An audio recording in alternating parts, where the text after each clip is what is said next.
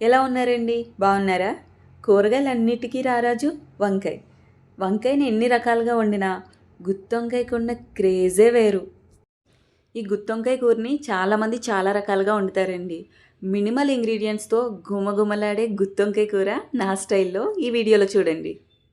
గుత్తొంకాయ కూరలో వంకాయకి అస్సలైన రుచి ఇచ్చేది మన మధ్యలో పెట్టే ఉల్లిపాయ ముద్దేనండి.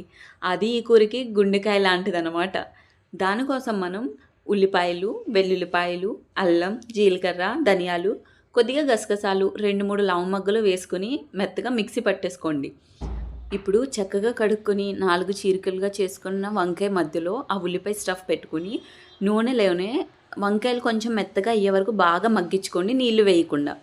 వంకాయలు మెత్తగా అయిన తర్వాత కొద్దిగా నీళ్ళు వేసి బాగా ఎగరబెట్టుకుని దాంట్లోనే పైన కొద్దిగా కొత్తిమీర చిమ్ముకోండి. అంతే, గుమగుమలాడే సింపుల్ గుత్తొంకాయ రెసిపీ రెడీ అయిపోయింది.